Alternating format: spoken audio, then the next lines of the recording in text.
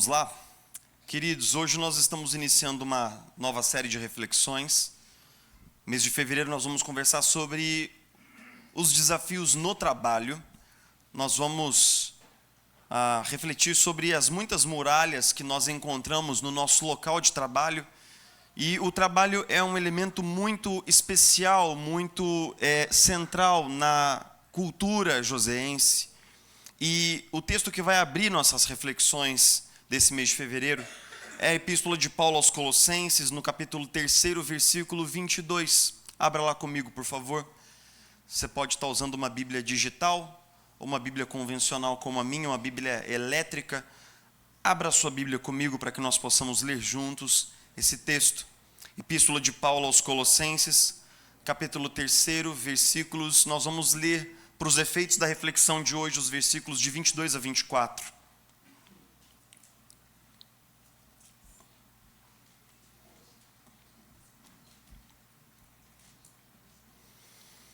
O texto da Sagrada Escritura diz assim: escravos, obedeçam em tudo a seus senhores terrenos, não somente para agradá-los quando eles estão observando, mas com sinceridade de coração, pelo fato de vocês temerem o Senhor. Tudo o que fizerem, façam de todo o coração, como para o Senhor e não para os homens, sabendo que receberão do Senhor a recompensa da herança. Vamos ler todos juntos o finalzinho desse versículo 24? Leamos a uma só voz dizendo: é a Cristo o Senhor que vocês estão servindo. Nós estamos iniciando uma nova série hoje, e o primeiro obstáculo que nós vamos considerar na série de hoje é o desânimo, porque todo indivíduo adulto já passou pela experiência de começar num trabalho novo, muito animado, cheio de projetos, cheio de ideias, acorda de manhã, põe sua melhor roupa, faz a barba e vai para o trabalho. Mas os anos vão se passando, nossas condições de trabalho vão mudando, e um dia você e eu descobrimos que nós estamos indo para o trabalho exclusivamente porque os boletos virão e eles não vão parar. E nós, adultos, vivemos não de conveniências, nós não vivemos uma vida idealizada, nós temos contas para pagar, nós temos obrigações, nós temos filhos para criar, nós temos inúmeros compromissos e nós precisamos que o dinheiro continue entrando para que ele possa cobrir despesas. É engraçado que nós muitas vezes, quando iniciamos a nossa vida profissional, nós idealizamos assim, fazer aquilo que é a nossa paixão e tal, e toda aquela relação idealizada e romantizada com o trabalho, mas o fato é que em algum momento você e eu nos veremos indo trabalhar por uma mera consciência de responsabilidade diante dos compromissos que nós assumimos. É lógico, e existe uma pesquisa do Instituto Gallup International dizendo que eles fizeram uma pesquisa em mais de 100 países com um quantitativo absurdo de respondentes e eles chegaram a uma conclusão. De cada 3 profissionais, 2 relatam desengajamento em relação ao trabalho. 60% da força de trabalho mundial se sente desmotivada, desengajada dentro do seu trabalho. Existe um cálculo feito pelo Instituto Forbes dizendo que o prejuízo causado para as economias ultrapassa assim, centenas de bilhões de dólares. Porque é lógico que o indivíduo desmotivado, ele não é tão criativo, não é tão energizado, não tem tanta iniciativa, ele é mais estressável, ele é irritadiço e, obviamente, falta no final do trabalho, no resultado final, aquela excelência que é marcada pelo trabalho de pessoas altamente motivadas. Então a desmotivação não é apenas ruim para nós, porque nós estamos indo para o trabalho assim como se nós estivéssemos, meu Deus, levando um piano nas costas, mas porque é óbvio que quando você compara o trabalho de alguém muito apaixonado pelo que faz, de uma pessoa que está desengajada, esses trabalhos eles demonstram uma diferença de qualidade e de excelência no final das contas. Nós precisamos então relembrar a definição de trabalho que nós usamos em todas as séries de trabalho dentro da nossa comunidade, que é o seguinte: O que é trabalho? Porque alguém vai falar assim, ai meu Deus do céu, não acredito que o pastor já vai ficar um mês falando sobre trabalho, porque eu sou aposentado e esses sermões não se aplicam a mim. Ou eu sou dona de casa e esses sermões não se aplicam a mim. Ou eu sou estudante e esses sermões não se aplicam a mim. Ou estou me preparando para um concurso e esses sermões não se aplicam a mim. A nossa definição de trabalho é a seguinte: tudo aquilo que não é descanso, tudo aquilo que não é lazer, é trabalho. Quando você está lavando a louça lá na sua casa para agradar a patroa, ver se você ganha uns pontinhos e melhora o seu score, né? Nós homens juramos que é tão bom quanto descansar. E é tão bom como se fosse lazer. Mas a verdade é que é trabalho. Se você está trocando a fralda do seu filho, isso é trabalho. Se nós estamos pondo lá os talheres na mesa para o jantar, isso é trabalho. Agora, se você está sentado numa cadeira assim, de frente para Ilhabela, lá em São Sebastião, no nosso ponto de pregação lá em São Sebastião, foi lá no culto dos nossos irmãos, saiu do culto e já foi para a praia, sentou lá e ficou na moral sossegado, tomando lá uma aguinha de coco, isso é descanso. Ou lazer.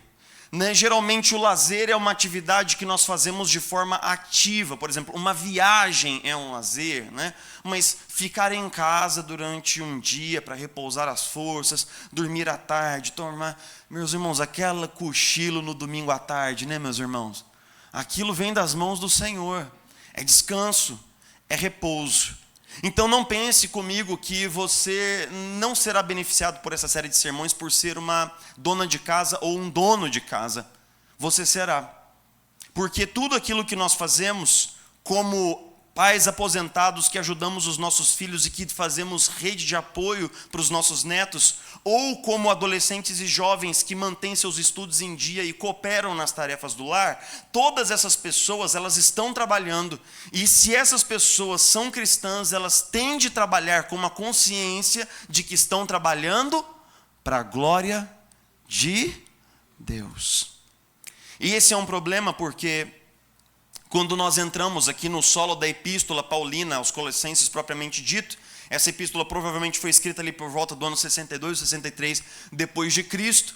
É enviada então para uma comunidade que foi plantada em Colossos. Colossos ficava assim razoavelmente perto de Éfeso. E Paulo teve um tempo de ministério em Éfeso, relatado em Atos 19. Mas é bem possível que essa igreja não tenha sido plantada pelo apóstolo Paulo, mas tenha sido plantada por Epáfras, que era um discípulo de Paulo. Então já não era uma igreja que era filha do apóstolo, mas ela é uma igreja neta do apóstolo, mas Paulo escreve para os colossenses para edificá-los na fé. E essa epístola ela tem um corpus tipicamente paulino, porque os 2 primeiros capítulos são teologia maciça cristã, falando sobre a supremacia de Cristo como aquele em quem todos os planos salvadores de Deus se centralizam e se concretizam, mas sobretudo no finalzinho ali dos 40% finais da epístola, Paulo começa a demonstrar como esse evangelho que foi crido deve ser agora aplicado, vivido, concretizado, e ele perpassa uma série de relações sociais, falando das mulheres em relação aos seus maridos, dos maridos em relação às suas mulheres, dos filhos em relação aos pais, e agora ele entra no mercado profissional para falar da relação que os escravos deveriam ter com os seus senhores e vice-versa. Agora note como nós estamos pisando num texto muito escorregadio, e todas as vezes que eu prego aqui ou em Filipenses, eu tenho que abrir um período no sermão para que eu possa falar um pouquinho sobre a escravidão antiga. Porque Paulo não está escrevendo para pessoas que trabalham como contratados ou colaboradores. Eles são, de fato, escravos. Eles são servos. E o fenômeno da escravidão antiga é um fenômeno muito complexo e ambíguo. Então vamos fazer uma viagem no tempo para a gente entender com quem Paulo está falando e por que ele está falando. A escravidão era um fenômeno universal no mundo antigo. Universal. Joaquim Jeremias, que é um dos maiores eruditos de todos os tempos sobre arqueologia e costumes da antiguidade, ele diz que de cada 2 profissionais que trabalhavam no mundo antigo, um eram escravos. 50% da força de trabalho do mundo antigo era composta por escravos. E por que alguém se tornaria escravo? Porque ele contraiu uma dívida que ele não conseguiu pagar e ele teve que vender a si mesmo como pagamento da dívida. Porque ele estava em estado de mendicância e ele se ofereceu para a escravidão para obter os benefícios que eram devidos a um escravo, como alimentação, teto, vínculo com a família e proteção do clã.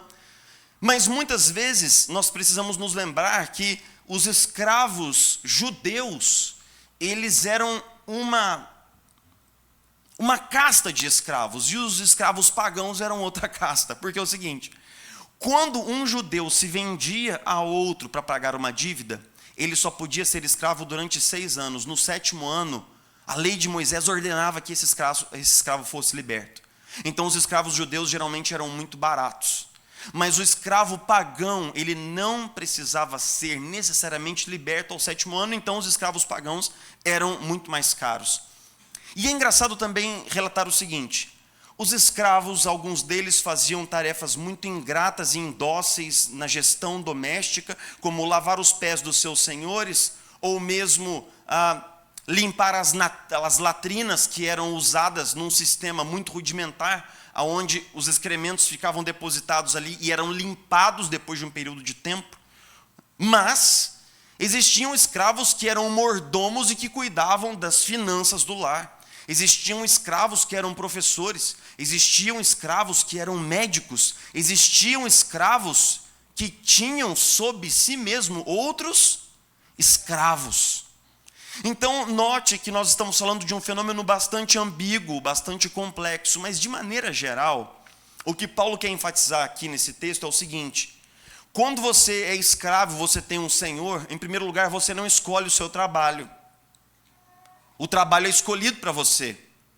E por mais que você faça o seu trabalho o melhor possível, o mais excelente possível, isso não vai alterar em absolutamente nada, nem o seu salário no final do mês, que é 0, nem a sua condição, que é de escravo, nem vai te gerar uma promoção. Então esses escravos, muitas vezes, eles não tinham nenhum ímpeto, nenhum estímulo para fazer o seu melhor trabalho. Porque independente dele fazer o trabalho muito bom ou muito ruim, é lógico que ele não receberia nenhum tipo de benefício no final desse processo. E então muitos escravos, eles obedeciam apenas quando os seus senhores estavam ali, em cima do cangote deles, vigiando o que eles faziam. E Paulo relata isso, ele diz assim: obedeçam em tudo aos seus senhores terrenos, não somente quando eles estão olhando vocês, mas façam tudo de coração para o Senhor. Paulo está tocando numa questão aqui, meus irmãos, muito sensível, que é o seguinte: os escravos, eles estavam muitas vezes desmotivados, desengajados do seu trabalho, e muitas vezes isso se refletia na qualidade do trabalho que eles prestavam para os seus senhores. Faltava excelência, faltava compromisso, faltava pontualidade, faltava frequência, faltava cumprimento das tarefas que foram delegadas. E essa é uma condição que todos nós conseguimos reconhecer na nossa rotina de trabalho. Todos nós conseguimos perceber os momentos em que nossa motivação está baixa e impacta diretamente os resultados daquilo que fazemos, de tal maneira que muitas vezes nós não oferecemos um testemunho cristão sólido no nosso trabalho, porque nós não conseguimos entregar toda a excelência que nós deveríamos em expressão da nossa fé. E hoje, à noite em especial, eu quero fazer 3 aplicações para 3 tipos de trabalho, e todas elas têm suas próprias fontes de desânimo. Então eu vou começar falando com aqueles que estão em posição de serem colaboradores ou liderados dentro do seu setor produtivo ou dentro da sua empresa. Muitas coisas podem desanimar colaboradores e liderados. Por exemplo, você faz um trabalho que você não gosta, mas precisa fazer. Ou então você não acredita na visão ou nos métodos do líder da corporação ou da empresa. Ou os ambientes e a condição de trabalho são muito ruins, ou o trabalho é muito repetitivo, enfadonho, é um trabalho entediante e previsível, que subutiliza a sua capacidade, seja ela física ou intelectual. E aí nós começamos a entrar nas coisas que nós mais convivemos, que é falta de valorização do trabalho. Você faz o seu melhor, você se aplica, e o reconhecimento, seja ele em forma de elogio, não vem, em forma de melhoria da sua condição de trabalho ou dos seus ganhos financeiros não vem, e de promoção tampouco. Estagnação na carreira, muitos anos fazendo a mesma coisa, fazendo com excelência, mas sem oportunidades para crescer, para se desenvolver, para subir no lugar no qual você está. Ou então mesmo dilemas éticos em relação à sua empresa ou em relação ao seu setor, setores que são extremamente dependentes de trocas de favores e propinas e tal. Ou mesmo aquele clássico problema da convivência com outros colaboradores que pode ser muito difícil, desgastante, estressante até. Então pense que nós que estamos em posições de colaboradores e de liderados, nós muitas vezes alimentamos uma ideia. Eu já fui pastor auxiliar, 8 anos. E o legal de ser pastor auxiliar é o seguinte: todos os abacaxis você joga para cima. Isso é legal, que nem meus auxiliares fazem comigo, né? Que é o seguinte: chega lá um abacaxi muito grande na mesa do auxiliar, chega lá um problema, eu falo assim: não, isso daqui excede minha experiência, excede minha jurisdição, eu não tenho como resolver esse negócio, bota na mesa lá do reverendo César, né? Aí subia a instância para o pastor César, né? Que era o meu pastor titular. E é lógico que ele, na qualidade de pastor titular, fala assim: não, volta lá para a jurisdição do pastor Jefferson, né? Aquela coisa toda. Mas a grande questão é que muitas vezes nós achamos assim: rapaz, ser pastor auxiliar, às vezes são situações assim que a gente fica, não sei, queria fazer as coisas do meu jeito, e nós começamos a sonhar com o dia em que estaremos numa posição de liderança, de coordenação, de supervisão. E aí nós chegamos lá e nós descobrimos que a grama do vizinho só parece ser mais verde do que a nossa. Porque essas posições também têm seus próprios dilemas, também têm seus próprios problemas, como por exemplo, você recebe um projeto para executar numa margem curtíssima de tempo, mas não recebe os recursos, nenhum time adequado, talvez nem equipamento, dentro de um prazo que é impossível de ser cumprido. Gerentes que convivem com metas absurdas, que têm que bater números insanos todos os meses, que são pressionados diuturnamente, que vivem estressados, que vivem se sentindo sempre correndo atrás do prejuízo. Supervisores que convivem com metas impossíveis, com ambientes de pressão, que gerenciam conflitos entre equipes e times e departamentos lutando por recursos para cumprir aquilo que lhes foi assinalado para fazer. Ou mesmo essa impressão de que nós estamos sendo cobrados ou acessados fora do horário de trabalho, né? Se você já esteve num cargo de liderança, você sabe que essa coisa de descanso, família, isso daí vira agora uma utopia. Quando o seu celular tiver que tocar, ele vai tocar e pronto, acabou. De madrugada, de manhã, em qualquer horário. Lidar com os desafios típicos de liderar pessoas, repetir 1000 vezes a mesma coisa. Mas dentro esse ranking de pessoas que lideram, um destaque muito especial para empresários autônomos e empreendedores. Porque empresários, empreendedores e autônomos, eles carregam o quase insuportável fardo burocrático do nosso país, onde você tem que assim cumprir 1 milhão de exigências com quase nenhum incentivo para tocar um negócio para frente, a custo de, às vezes, investimento pessoal, de muito sonho, de muito trabalho. E muitas vezes cai sobre as costas do empreendedor, do empresário, o fato de que não apenas aquele negócio é algo que é dele, mas sustenta aquelas famílias que ali estão, e isso é muita responsabilidade. Autônomos, por exemplo, que são pejotizados, né? Pejotizado, ele trabalha, ele recebe. Ele não trabalha, ele ficou doente, ele teve algum impedimento, ele não recebe. E aí, então nós convivemos com imprevisibilidade, nós convivemos com uma sensação muitas vezes de insegurança, ou mesmo de frustração e fracasso, ou o desafio de reerguer um negócio, de uma empresa em temporada de prejuízo ou de falência, lidar com o peso emocional de uma falência. A consequência disso tudo é que nós temos tantos motivos para estarmos desmotivados e desanimados, que muitas vezes nós ficamos assim desengajados do nosso trabalho, e que aquela luz no nosso olho ela já não é igual. E que nós fazemos o nosso trabalho, Nós cumprimos a nossa rotina, mas o nosso coração está desmotivado, nosso coração está desanimado, os resultados não acontecem como nós esperávamos, e a consequência disso é que a qualidade e a excelência do nosso trabalho começam a sofrer, e sofrerão cada vez mais. Eu me lembro que eu tive uma oportunidade de trabalhar 2 anos na fazenda do meu pai, antes de entrar no ministério. Eu comecei no ministério aos 19, eu me formei 1 ano mais cedo no ensino médio, então 18 anos eu trabalhei na fazenda. Eu acordava às 4h50 da manhã, tirava o leite da manhã, o leite da tarde, trabalhava de office boy para o meu avô, e eu pude fazer várias coisas nessa época. Tirar leite, eu pude pilotar o trator, eu pude fazer N coisas dentro da fazenda. E você vai descobrindo, à medida em que nós vamos fazendo todas essas funções, que todas elas têm suas próprias dificuldades e têm suas próprias mazelas. Uma vez era um domingo de tarde, rapaz. Eu fui arar uma terra para o meu tio falou assim, não entra ali naquele lugar, porque ali tem um pântano ali. E aí, o que você acha que um cara de 17 anos com um trator na mão quer fazer? Ele quer provar que ele vai entrar e que ele vai sair, né? E aí, 5 horas de domingo, o sol se põe, o trator atolado, quase virado por cima de mim. E eu tendo que ligar para o meu tio. E é engraçado porque os perrengues da função pastoral são muito outros. Mas são muitos perrengues também. Nós muitas vezes idealizamos um trabalho ideal. Falamos assim, não, vou sair dessa empresa aqui, porque isso daqui é um problema, isso daqui é um negócio ruim para mim, e eu vou para outro lugar. Aí você vai para outro lugar, lá começa legal, mas não continua legal depois de 1 ano. Começa a ter perrengue de novo. Aí fala, não, isso daqui não é para mim. Aí você começa num outro trabalho, você vai para outra empresa.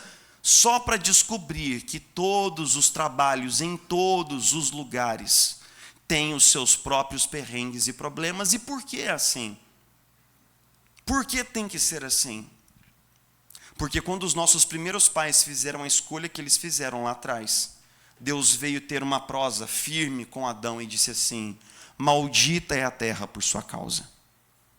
Por causa do que você fez, agora a terra te dará espinhos e abrolhos, e você comerá o seu pão com o suor do rosto, ou seja, vai ser lutado, vai ser difícil, vai ser árduo, não vai ser fácil, porque a terra está amaldiçoada pelo pecado.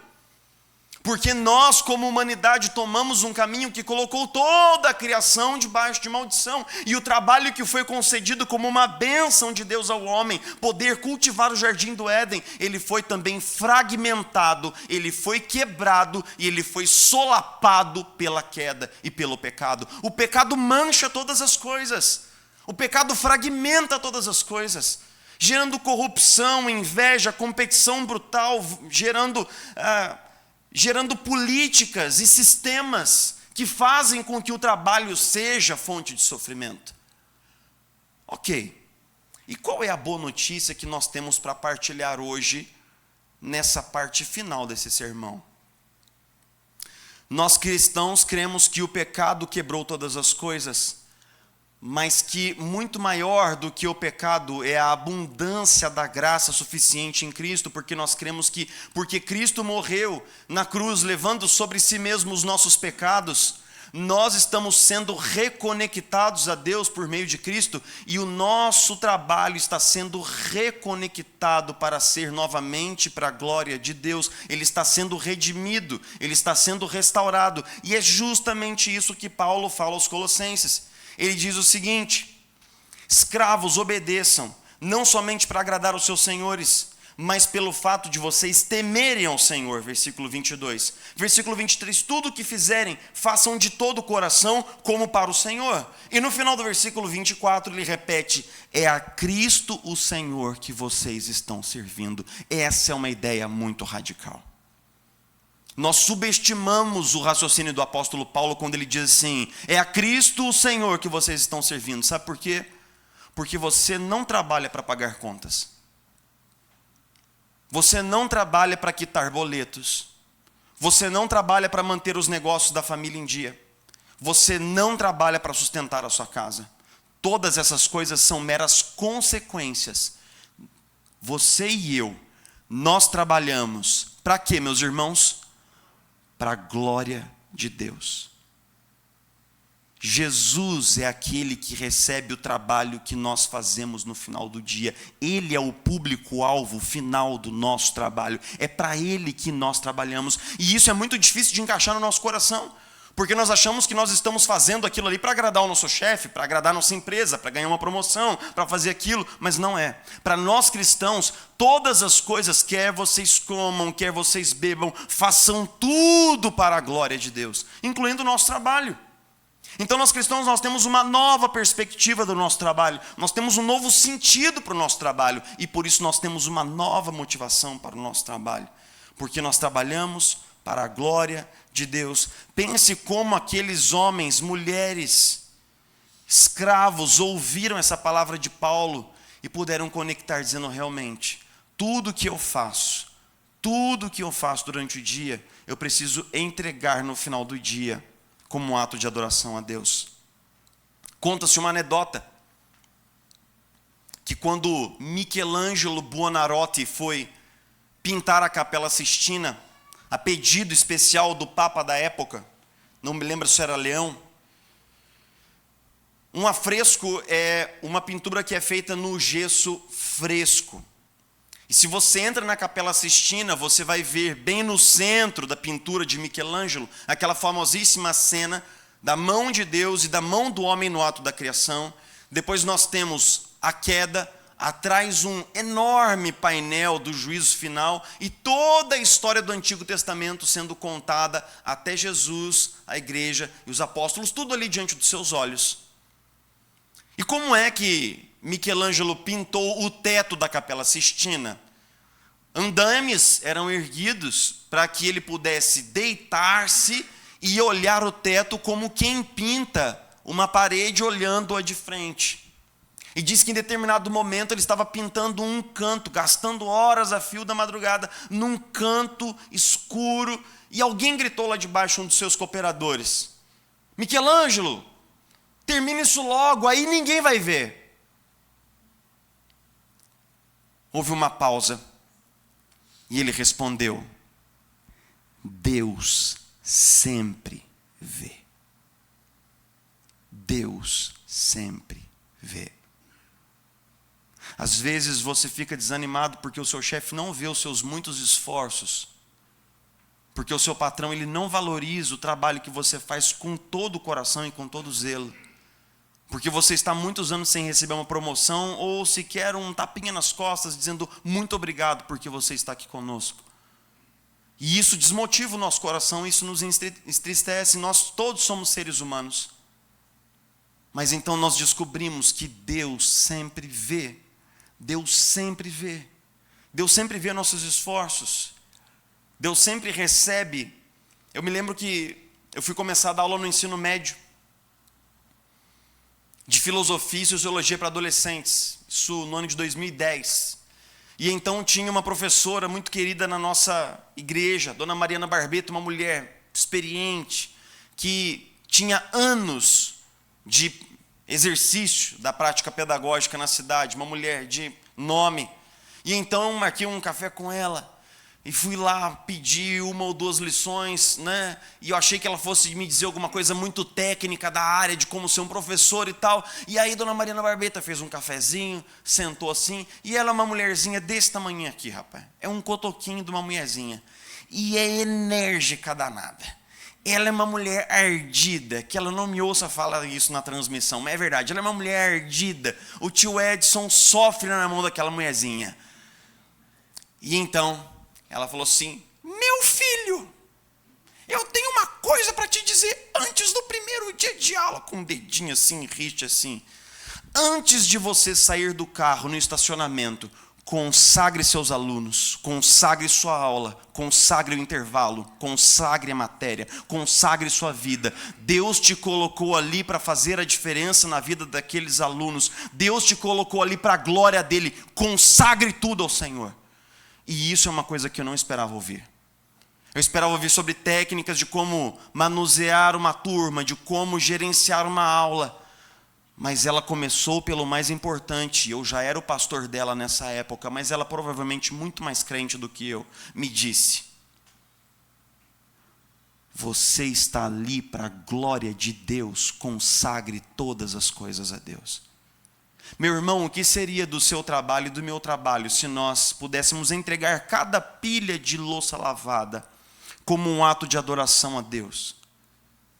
E se nós pudéssemos entregar um relatório, e se nós pudéssemos fazer o nosso trabalho, seja ele qual for, e se nós pudéssemos entrar na sala antes de atender o paciente e dizer assim: Senhor, usa a minha vida para curar essa pessoa em nome de Jesus. E se nós pudéssemos na empresa, numa reunião, falar assim: Senhor, me dá uma palavra sábia agora, para que eu possa manifestar a sua graça para todos que estão ali. E Senhor, ao fazer esse planejamento, que tua mão esteja comigo e que sejam os seus planos para a minha empresa e não os meus planos. E se nós entregássemos tudo, meus irmãos, ao Senhor? E se o nosso trabalho fosse uma expressão de uma fé convicta, pujante, profunda, viva e dinâmica? Então nós saberíamos que de segunda a sexta nós não estamos fazendo algo diferente do que estamos fazendo aqui agora. Então nós saberíamos que estamos em culto na segunda, na terça, na quarta, porque para nós o culto nunca cessa e a adoração nunca estanca. Tudo o que nós fazemos é para a glória de Deus. Eu posso dizer para vocês que às vezes eu volto lá para a fazenda da minha família, eu fico muito penalizado porque eu trabalhei ali 2 anos. Deus encerrou aquele tempo ali para mim, a minha vida seguiu, eu tive muitas oportunidades, mas muitas das pessoas que trabalharam ali comigo continuam trabalhando ali. Num regime que é a coisa mais parecida com o regime escravocrata que nós teremos nos nossos tempos. Homens acordando às 4 horas da manhã, trabalhando 12 horas em condições absolutamente inimagináveis para ganhar um salário mínimo para alimentar as suas famílias. Um dia eu acordei, era julho, o ano 2002. E assim que eu saí da cama, eu soube que tinha caído uma geada no início do inverno. Coloquei uma bota de borracha, as roupas, peguei uma caneca de café, desci para a cocheira. 1 palmo de gelo lá fora. Poucas pessoas saberão aqui o que é calçar uma bota de borracha num dia tão frio assim. O seu pé parece que vai apodrecer e vai cair do corpo. É um negócio assim, você tem que ir lá buscar a vaca no pasto, assim, você sente o seu pé, a sola do pé, como se fosse chão em brasa. É uma coisa impressionante. E então, uma vaca me deu uma trombada, e eu com aquele frio, e eu já estava de mau humor, e eu acordo de mau humor mesmo, isso sempre é assim, e o meu mau humor começou a se tornar um humor pior do que de costume, e eu comecei a ficar com o coração fechado e comecei a reclamar da minha vida. E aí me sentei debaixo de uma vaca, e enquanto eu tirava o leite ali, Deus foi falando comigo. Falando assim: você dormiu numa cama quentinha hoje, não dormiu? Você tinha um cafezinho e um pãozinho para comer lá na cozinha antes de descer para o curral, não tinha? Terminado o trabalho aqui, você sabe que tem um prato quentinho de comida te esperando lá em cima, não é? E todas as pessoas que não têm nem onde dormir e que vão voltar de mãos abanando para casa mais uma vez com 3, 4 filhos. Meu irmão, o emprego do qual você reclama é o sonho de alguém. Tem pessoas que oram todos os dias de joelho pedindo: Deus, me dá um emprego no qual eu possa ter um salário mínimo e uma cesta básica para colocar na mesa dos meus filhos. O emprego do qual nós tanto reclamamos é o sonho de alguém. Pessoas fazendo fila em oração para ter o meu posto de trabalho, para ter o seu posto de trabalho. Então não reclame, meu irmão. Não murmure, agradeça. Que enquanto Deus te conservar aí nesse posto de trabalho, enquanto Deus quiser te usar aí, que você seja uma bênção. que você faça o seu melhor e que você entregue para Ele tudo como ato de adoração, mas não reclame, não murmure. Porque muitas vezes nós ficamos olhando para cima e nos comparando com pessoas que ganham X, Y, Z, mas nós nunca olhamos para baixo. Nós nunca olhamos para quem está numa posição de vulnerabilidade em relação a nós. E isso é falta de sabedoria. Isso certamente é falta de sabedoria. Meus irmãos, que Deus nos dê um coração grato. Que Ele nos renove o ânimo para o trabalho que nós estamos fazendo. Porque muitas vezes nós ficamos assim, nossa, o meu trabalho é difícil demais, meu Deus do céu. Quando for assim, lembre-se do que Jesus disse, lá em João capítulo 5, 17, dizendo assim, meu Pai continua trabalhando até hoje e eu também estou trabalhando. Ou o que Ele falou em João 4, 34, a minha comida é fazer a vontade daquele que me enviou e concluir a sua obra. Jesus qualificou sua missão e descreveu sua missão como um trabalho a ser feito, como uma obra a ser completada, como algo que Ele tinha que fazer, e de fato Ele fez. Porque poucos segundos antes de Jesus entregar a sua vida na cruz do Calvário e de finalmente desfalecer, segundo o evangelista João, Jesus disse uma expressão só. Ele disse, está consumado. Tetelestai, do grego, quer dizer, está finalizado, está pronto. O que eu vim fazer está pronto. Como se Ele falasse assim, olha, o trabalho que eu vim fazer aqui, agora finalmente termino. E qual era o trabalho que Jesus veio fazer aqui? Ele veio fazer o trabalho que era impossível para mim e para você. Morrer pelos nossos pecados para a nossa salvação. Algo que não é apenas difícil ou improvável, é impossível que nós trabalhássemos para conquistar a nossa própria salvação, mas Jesus executou essa obra, esse trabalho indócil e ingrato, sendo traído, sendo torturado e crucificado, morrendo em nosso lugar até o fim. Jesus completou a obra da nossa salvação. Então diga você, e direi também eu, será que o nosso trabalho é lá assim tão difícil? Será que quando nós olhamos para a nossa própria condição, nós não precisamos olhar para a cruz e falar assim, olha, realmente o trabalho de Jesus é o trabalho duro, esse trabalho é difícil. O meu trabalho é uma bênção. Tem seus problemas, tem seus revés, mas o meu trabalho é uma bênção. E é sobre isso que eu quero orar com você agora. Oremos juntos em nome de Jesus.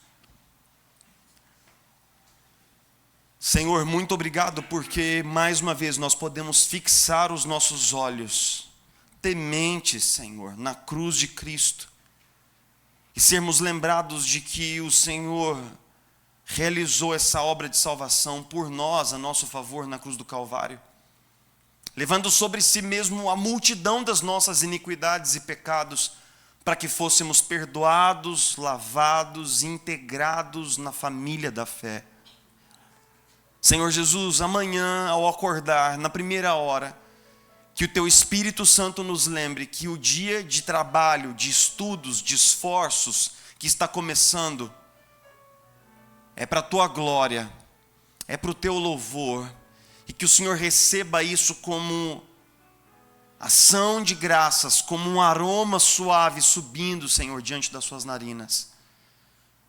Que o Senhor possa receber a nossa vida, Senhor, como servos do Senhor, aonde quer que o Senhor tenha nos colocado. Senhor Jesus, na empresa, na repartição pública, nas forças militares, no hospital, na escola, no consultório, na rua fazendo vendas, aonde quer que o Senhor tenha nos colocado, ali é o nosso campo missionário e ali nós rendemos glória ao Senhor com o nosso trabalho. Reanima o nosso coração, Senhor. Nos dá perspectiva renovada de que esse trabalho deve ser feito com todo entusiasmo, porque nós não estamos fazendo para o nosso chefe, nem para os nossos superiores. Nós estamos entregando ao Senhor como uma oferta de gratidão por tudo que o Senhor tem feito por nós. Renova o nosso coração, Jesus. Renova o nosso coração. Nos dá gratidão, nos dá temor, nos dá, Senhor Jesus, um coração cheio de graça a Ti. Nós Te agradecemos pelo nosso trabalho, Te louvamos, Senhor, e pedimos, nos renova mais uma vez, Senhor, em nome de Jesus. Amém.